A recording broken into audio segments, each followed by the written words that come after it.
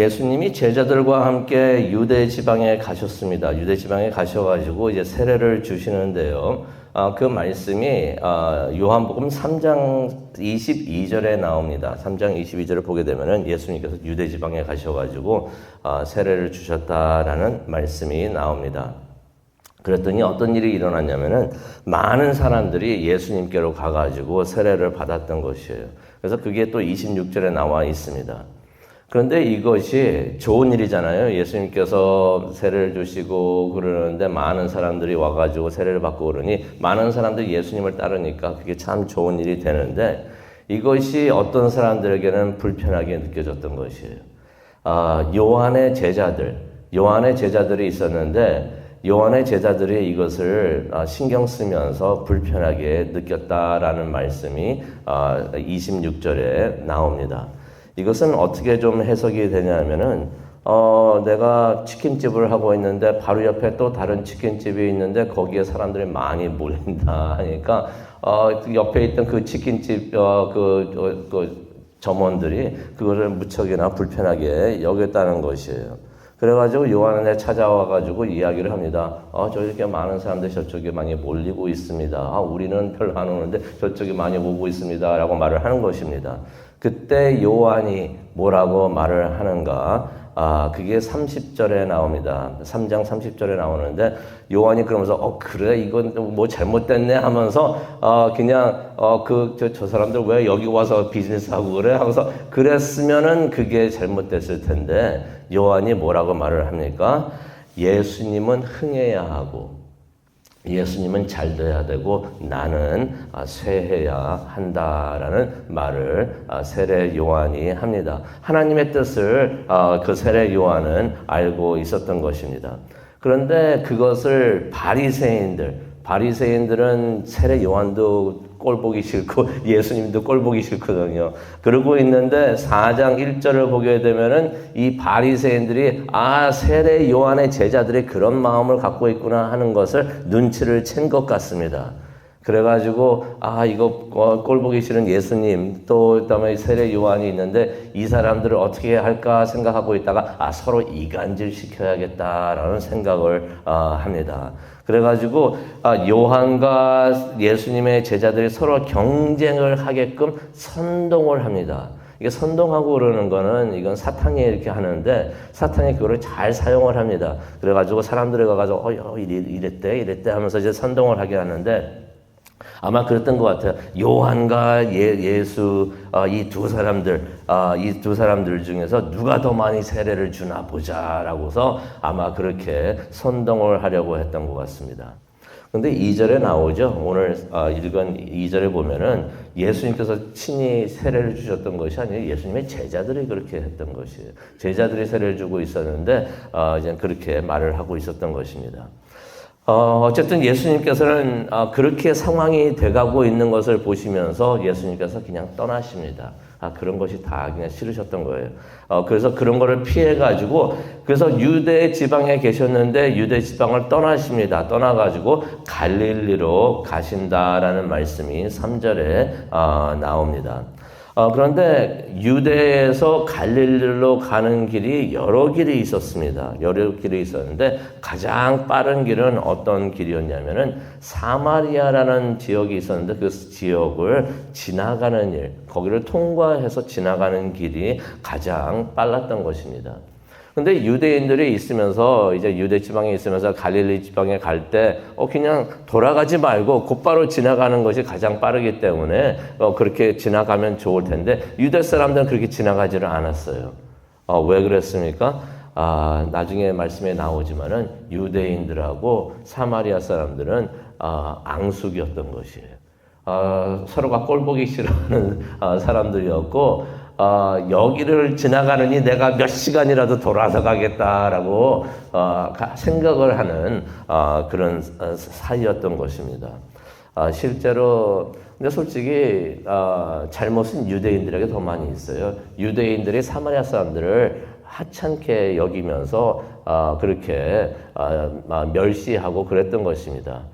그러니 이제 사마리아 사람들도 울컥하죠. 우리 사회에서도 그런 게 많이 있습니다. 아, 저 사람들 왜 저렇게 좀 아무 일도 아닌데 이렇게 울컥하고 막 그냥 화내고 막 그래. 이유가 있습니다. 평소에 많은 멸시를 받고 오니까 그러니까 조금만 그래도 그 아픈 게 지난주에 어떤 분, 이제 목사님들을 만났는데 이게 원래 이러니 그냥 원래 이런 거니 그냥 아프더라도 그냥 아픈가 하보다 넘어가십시오라고 말을 하는 분이 어떤 분이 있었어요. 어떤 젊은 목사님이 힘든 이야기를 하고 있으니까 좀 나이 드신 목사님이 그런 말씀을 하셨어요.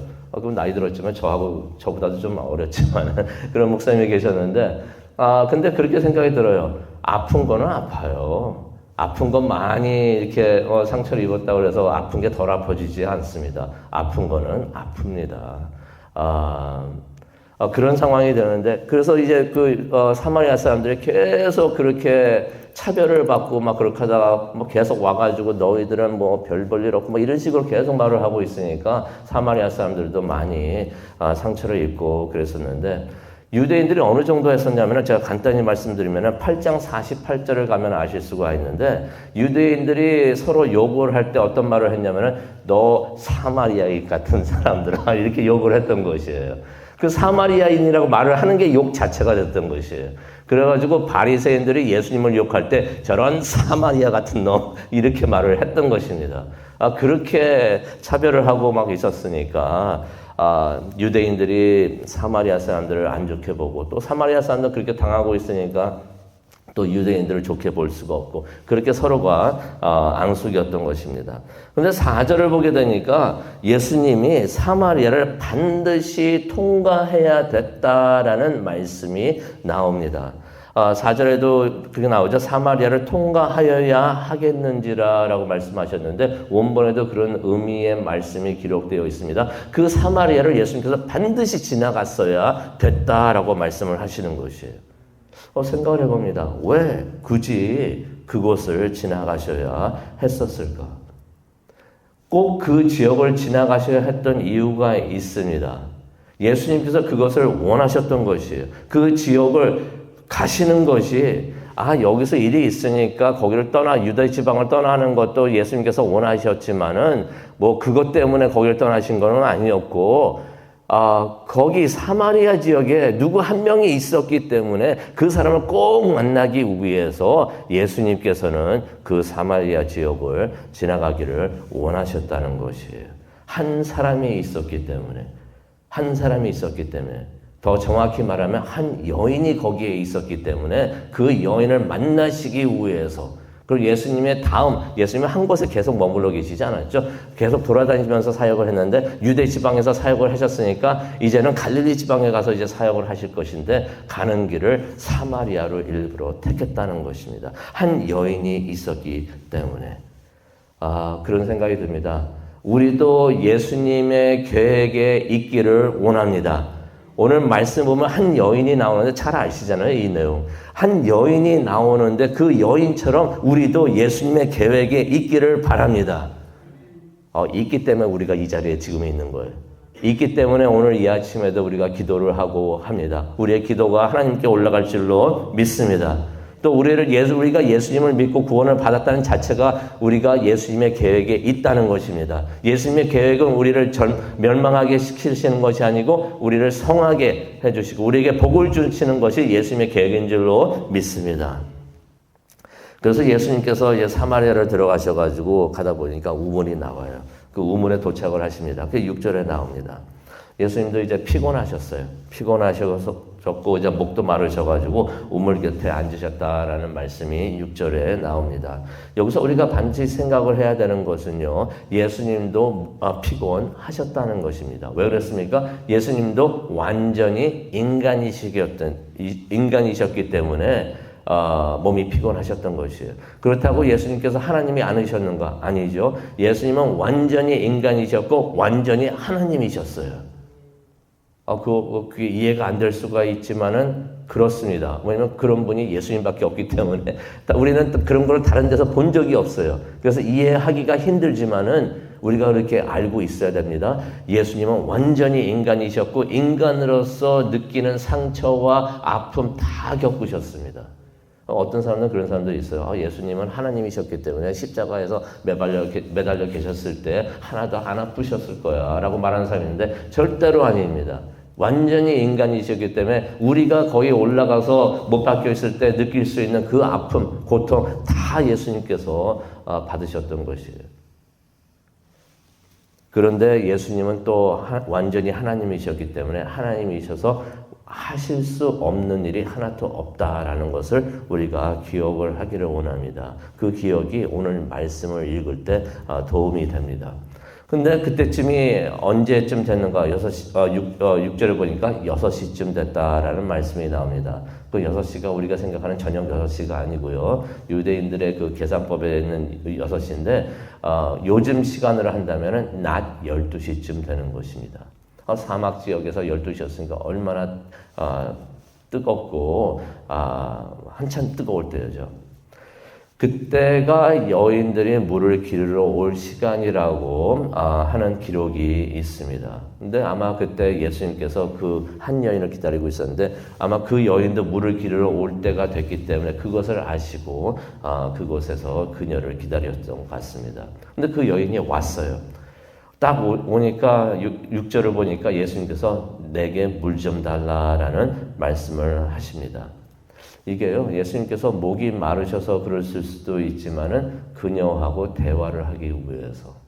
예수님께서 그녀에게 하고 싶은 말씀이 있어요. 그건 우리가 조금 있으면 보면 이제 14절에도 나오고 우리가 보게 되는데 처음부터 그렇게 말하기가 힘들잖아요. 이게 예수님의 전도 방법입니다. 전도를 하실 때 예수님께서는 먼저 small talk이라고 그러죠. 가볍게 대화를 시작을 하시는데 우리도 전도를 할 때 그렇게 하면 참 좋습니다.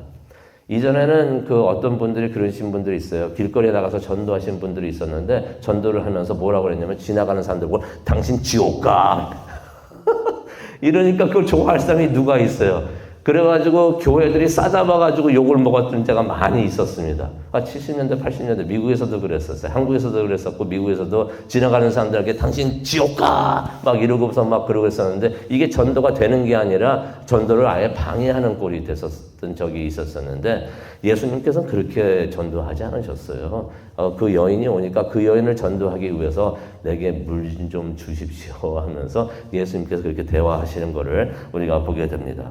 근데 그 여인이 그런 예수님을 보면서 무척이나 놀랍니다. 9절에 나오죠. 그 이유가 있습니다. 유대인이 사마리아인과 상종하지 않았기 때문이다. 서로가 관계가 안 좋았는데 이유가 유대인들 때문이라는 것이에요. 유대인들이 사마리아 사람들을 상종하지 않았기, 사람 취급하지 않았다는 것이에요. 특히 랍비들은요, 랍비는 이제 유대인들의 선생님이 되는데, 처음 보는 여인하고는 말을 섞지를 않았어요. 특히 사마리아 여인이라면 더욱더 그랬던 것입니다. 왜냐면은, 말씀에는 없지만은 당시에 있던 풍습이 어땠냐면은, 유대인들이 사마리아인들과 가까이만 있고, 특히 사마리아 여인하고 가까이 있으면은 부정탄다라는 생각이 있어가지고 근처에 가지도 않았던 것이에요. 그러니까 사마리아 여인이, 유대인들 중에서 랍비가 되는 사람이 와가지고 물을 달라고 하니까, 말을 자기한테 거니까, 무척이나 놀랍니다. 그래서 9절에 그런 말을 하죠. 왜 내게 당신은 물을 달라고 합니까? 말을 하지 않을 사람이 말을 하니까 이 질문의 내용은 뭐였겠습니까? 당신이 나에게 원하는 것이 무엇입니까? 물 달라고 하는데 이거 말고 다른 거 있을 것 같은데 진정 당신이 원하는 것은 무엇입니까? 다시 더 풀어서 말을 한다면 당신의 꿍꿍이 속이 무엇입니까? 라고서 물어보는 게 되는 거죠.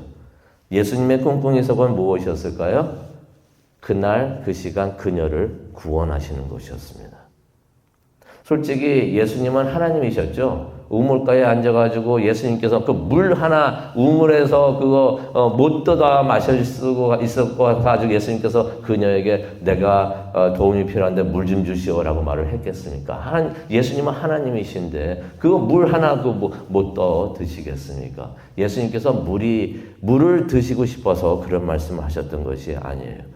예수님은 아무것도 하나도 못하실 일이 없는 그런 하나님이시기 때문에 그래서 예수님께서 그녀에게 대답을 하십니다. 그녀가 질문하는 의도를 아시기 때문에 그녀가 말하는 그 질문의 답을 예수님께서 주시는데 그게 바로 10절에 나와 있습니다. 10절의 말씀을 더 풀이해서 말을 하면은 예수님께서 이런 말씀을 하십니다. 네가 지금 중요한 것을 모르고 있는데 내가 누구인지 네가 알았다라면 또 내가 지금 줄 수 있는 하나님의 선물을 네가 알고 있었더라면 그것을 나에게 지금 달라고 했을 것이다 라고 말씀을 하십니다. 그러면서 말씀하십니다. 내가 네게 생수를 주었을 것이다. 근데 여기서 갑자기 왜 예수님이 생수 이야기를 하시는가? 우리가 이렇게 생각을 해볼 수가 있는데요. 이 여인 사연이 참 많습니다.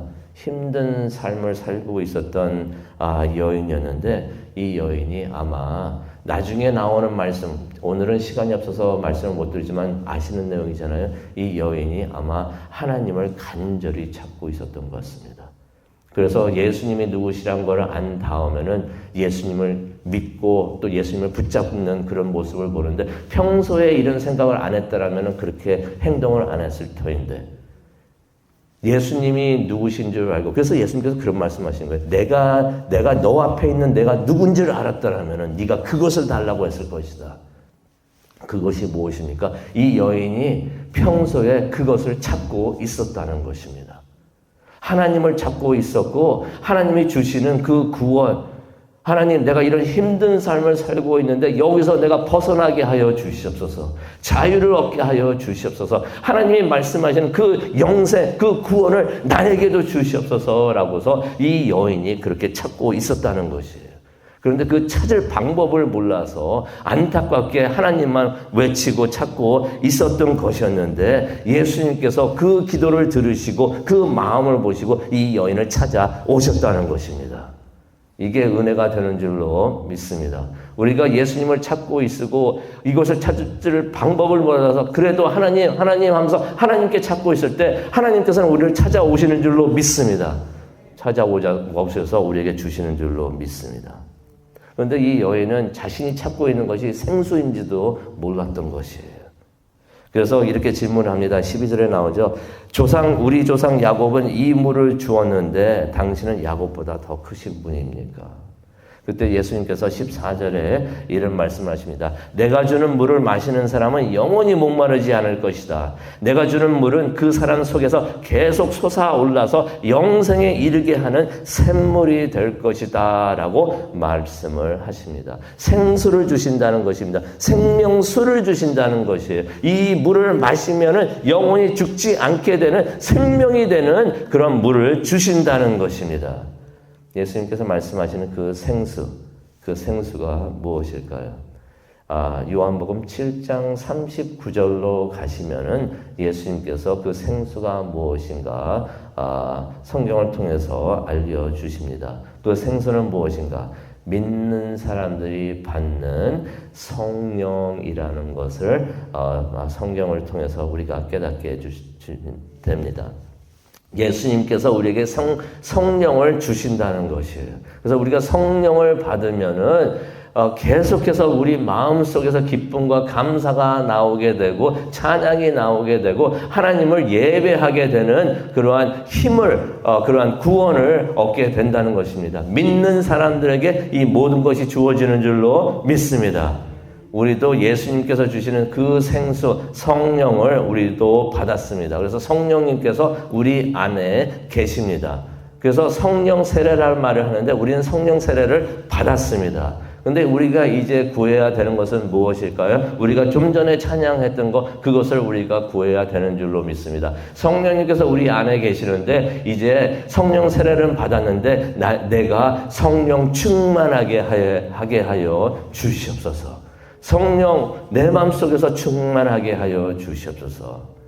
성령이여 내게 강림하사 내 안에서 충만하게 하여 주시옵소서.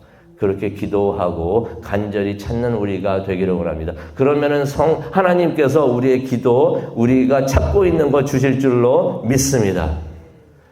말씀을 마치기 전에 한마디만 하고 제가 마치겠는데요. 지금도 그 여인처럼 하나님을 간절히 찾고 있는 사람들이 우리 주변에 있습니다. 그분들은 어쩌면 자신들이 찾고 있는 분이 하나님인 줄도 모를 수가 있어요. 하지만은 누가 나를 여기서 도와줬으면, 누가 나를 여기서 구원해 주었으면, 누가 나를 기쁨과 행복이 있는 곳으로 인도해 주었으면 하면서 간절히 찾고 있는 분들이 우리 주변에는 반드시 계십니다. 이 사마리아 여인처럼. 근데 그분이 누구인지, 그분을 어떻게 찾아야 되는지 모르는 분들이 많이 있는데 우리가 그분들을 찾아가기를 원합니다. 그리고 그분들에게 답이, 앤서리 예수님입니다, 복음입니다, 교회입니다 하면서 교회를 소개하는 우리 모두가 되기를 원합니다. 예수님께서 그 여인을 찾아갔던 것처럼, 그래서 대신 예수님께서 우리를 보내셨잖아요. 너희들이 가서 내 증인이다, 내 대신 가라는 것입니다. 그렇게 가가지고 그분들에게 하나님을 소개할 수 있는 우리 모두가 되기를 간절히 축원합니다. 그 일을 하는 우리 교회가 되기를 간절히 축원합니다. 기도하시겠습니다. 사랑과 은혜가 충만하신 하나님 아버지, 감사합니다. 사마리아에 한 여인이 있었는데 간절히 하나님을 찾고 있었던 그 여인, 찾아가 주신 예수님을 생각을 하면서 우리도 그러한 우리 주변에 있는 사람들을 찾아갈 수 있도록 하나님 축복하여 주시옵소서. 그래서 우리가 받은 그 성령을 나누어 주면서, 소개하면서 그들도 성령을 받아서 성령 충만하고 구원받는 삶을 살 수 있도록 아버지여 저희들이 도울 수 있는 우리가 되게 하여 주시옵시고, 또 그 일을 위해서 우리를 사용하여 주시옵소서. 성령 충만한 기도의 시간 되게 하여 주시옵소서. 감사합니다. 예수님의 이름으로 기도합니다. 아멘.